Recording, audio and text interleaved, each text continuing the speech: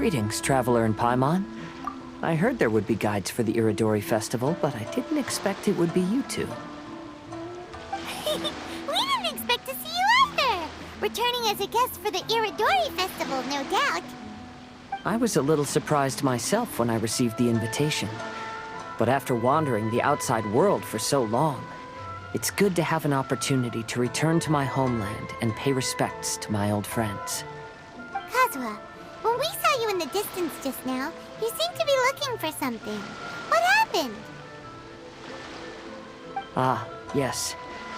You see, when I came off the boat with everyone just now, I suddenly heard light footsteps around me. I could tell they were not footsteps of a regular passenger. But by the time I turned around, the person had already disappeared. I only heard a splash come from below the pier. Even though I didn't manage to catch a glimpse of them, I found this strange piece of paper by my feet. Oh, does the paper happen to have a poem written on it? Huh. How did you know?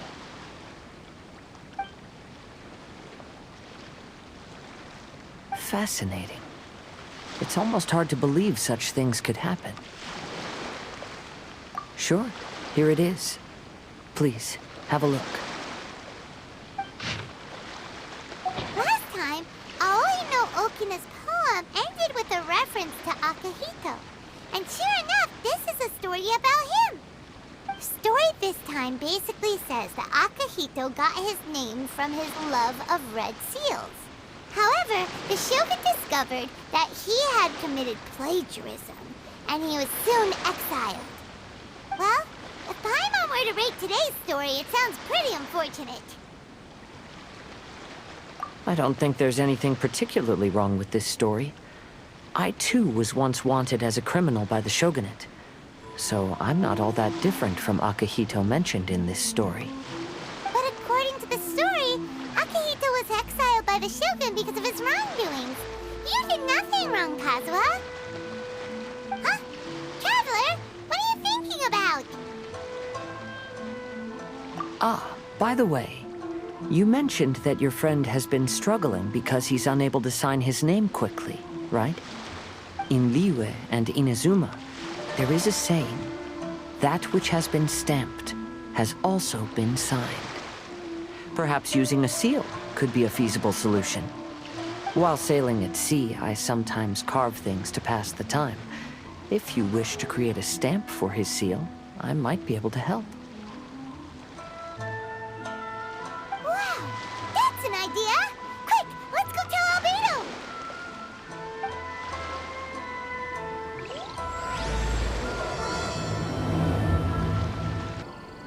Albedo, we figured out a way to help Shincho!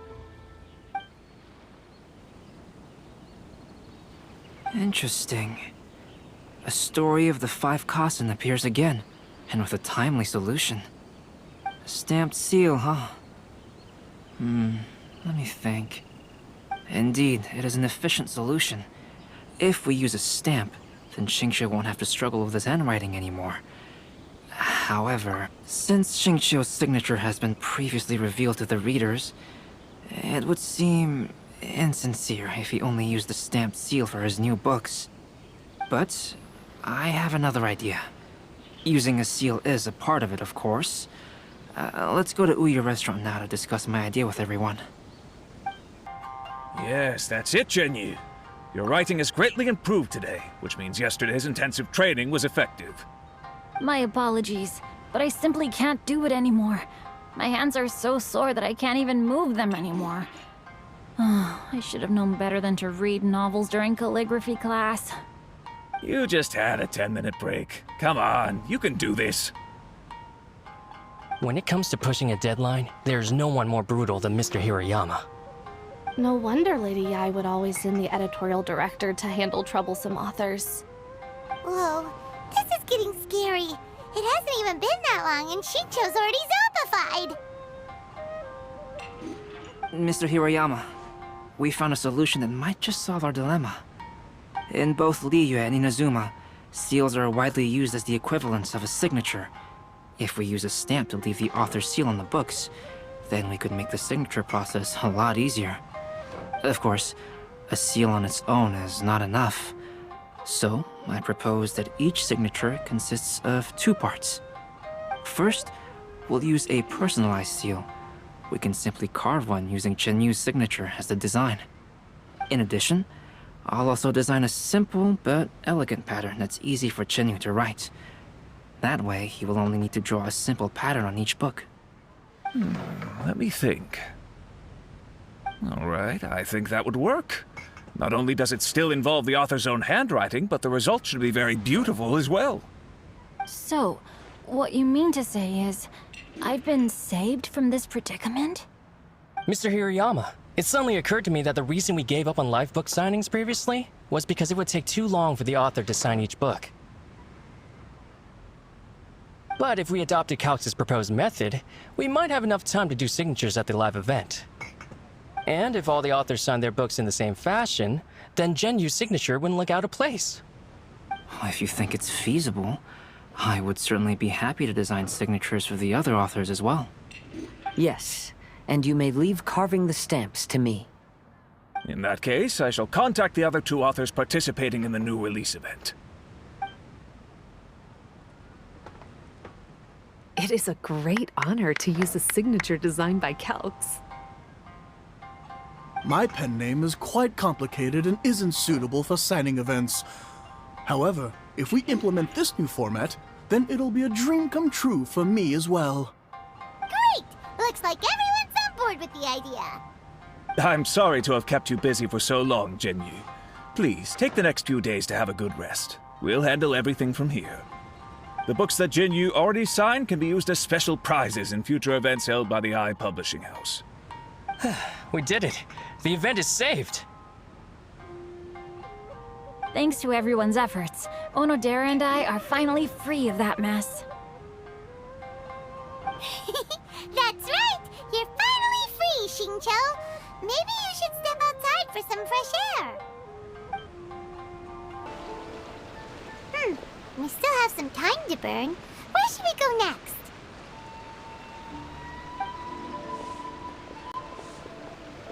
Traveler, there you are.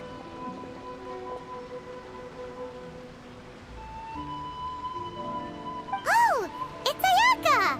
And Venti! That's an interesting combo. I was just going to the festival venue to prepare the Ikebana lesson when I found a strange piece of paper on a flower stand. This bard just happened to be close by at the time. He informed me that you've also found similar papers recently. As such, we came together to find you two. But the paper she found isn't quite the same as the ones we found before. Here's the paper. Please have a look.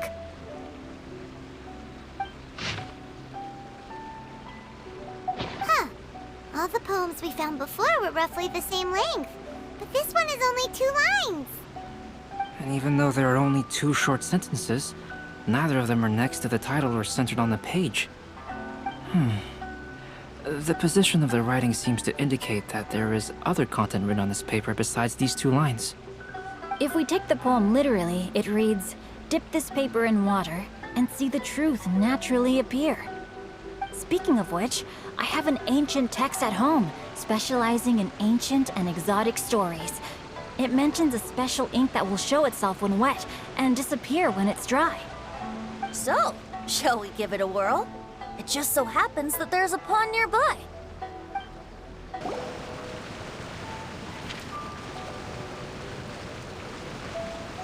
Wow, look! It's really working! More words have appeared on the paper! Let Paimon see what it says.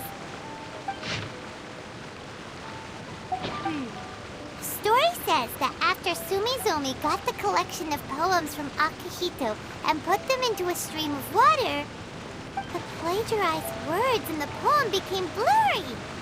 Huh? Why would that happen? You see, Paimon, in the past, when printing was not yet well developed, handwritten text could easily become smudged in books when exposed to moisture. To ensure the text lasted longer, they'd either write using a special ink or coat the paper's surface with a waterproof coating once the writing was finished. Such special inks are time-consuming and laborious to produce, and the waterproof coating could also prove just as difficult. However, since Akihito's poetry collection was an important gift to be presented to the shogun, surely one of those two methods was used to protect it. But as for the plagiarized poems, not only would they lack Akihito's seal, but the words would also react differently when exposed to liquid. Which means Akihito didn't plagiarize his work. He was set up! Yes, it appears that this is the truth that Sumizome's story is trying to convey. Although the story is saddening, I've decided on the subjects to use for Akihito and Sumizome's portraits. Kazuha, Ayaka, would you be willing to be the models for my paintings? I would be delighted. Yes, as would I. There you go. The next two portraits should be ready in no time. Yes. And now that all 4 stories have all been collected, the story of the 5 Kasen is now fully completed.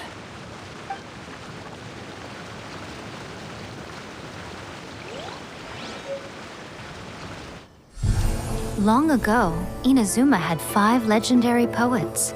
People bestowed upon them the title of the 5 Kasen. One year, the poet Suiko made his way to Tenshukaku and presented the Kasen's work for the shogun's perusal. But a page from the works of Aoi no Okina had been torn out, and Suiko was questioned regarding the matter. Suiko pleaded guilty. He admitted to drinking at the tavern the night before, and vaguely recalled a mysterious figure approaching while he was intoxicated. That figure was none other than Aoi no Okina himself. This turn of events had begun with an unnamed individual, under whose coercion, Aoi no Okina was forced to take drastic measures to retrieve a page of poetry. He knew nothing of this individual's true intentions. All he knew was that the poem had to do with an old acquaintance, Akihito. Akihito had once belonged to the 5 Kasen. Each poem he composed, he marked with a scarlet red seal, hence the Aka in his name. Such a distinguished writer was he, and yet one of the poems he had submitted the previous year was found to be plagiarized. Akihito was exiled for his crimes, and only 4 of the 5 Kasen remained. Sumizome went over Akihito's poems and noticed that the plagiarized poem lacked his seal. She immersed his poetry in a stream nearby, and only on the plagiarized poem did the ink run. Aoi no Okina passed by and witnessed Sumizome's doing, which he then recorded in a poem. Thus transpired the events of Suiko's poetry submission, and this is where the story comes to an end.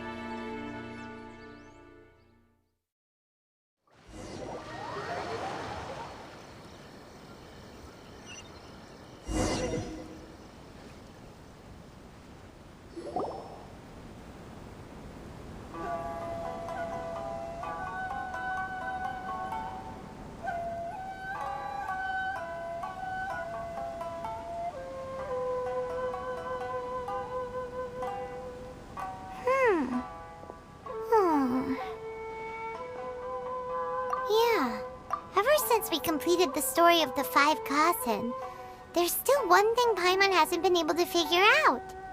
One of the 5 Kasen is called Kuronushi, right? It's just that, how could the story of the 5 Kasen finish without him appearing at all? Oh, have you really not noticed? Huh? Not noticed what? This is no time to be playing games, tone-deaf bard! What he means is that the story of Kuronushi was already embedded within the 4 poems. Huh? Really? That's right. The key lies in the poem that Aoi no Okina wrote after seeing Sumizome rinsing the poetry collection. An average person could never understand the scene of a young girl washing Akihito's poetry collection in a stream. Even Aoi no Okina couldn't figure out the meaning behind Sumizome's actions. He was simply reminiscing and thinking about his old acquaintances. However, for the perpetrator who framed Akihito, it was completely obvious. He was worried that if this poem was seen by the Shogun, then the Shogun could discover the truth behind the plagiarism incident. If that happened, then he'd be finished. So, in desperation, he threatened Aoi no Okina to make him tear out this poem. Which means the one who threatened Aoi no Okina is the same person that framed Akihito. What? Kuranushi? That's right. Though there are only 4 poems, they still managed to tell the complete story of all 5 kasen. Since the Shogun mentioned in the poems is certainly not the one of the 5 kasen, the only character left is the mysterious one with an unknown identity. Oh, okay. Paimon is finally starting to get it now. However, this also brings something else to mind. The story of the 5 kasen has more or less reflected everything that's been happening around us lately. Which begs the question, is there a Kuronushi in our world as well? A Kuronushi? In our world? Speaking of which, I wonder if our dear Kazuha has come up with anything. Oh, right! Kazuha! He's been pretty quiet this whole time. Let's ask him. Hey, Kazuha, are you okay? You've been standing in front of this blank canvas for a while, and you don't look so good. Apologies for making a wild assumption, but has the story of the 5 kasen reminded you of anything? Yes. A few things did come to mind, actually. However, they were nothing more than some past incidents regarding my family. I don't mind sharing the stories, but I'd prefer not to bring you any more trouble. Hey, we're all friends here, Kazuha. You can always tell us whatever's on your mind. Kaidehara, please forgive my assumption, but perhaps you were thinking of the Raiden Gokuden? The Raiden Gokuden? What's that? It appears that Miss Kamisato and I were thinking of the same thing.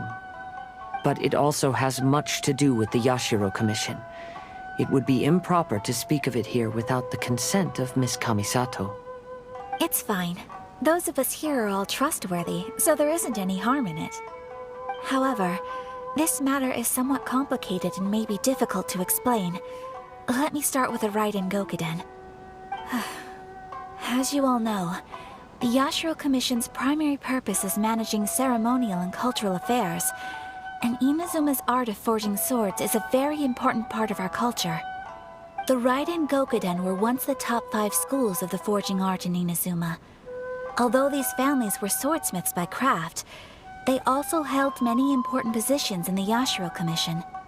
Unfortunately, of the 5, only the Amenoma art still maintains its artisan lineage.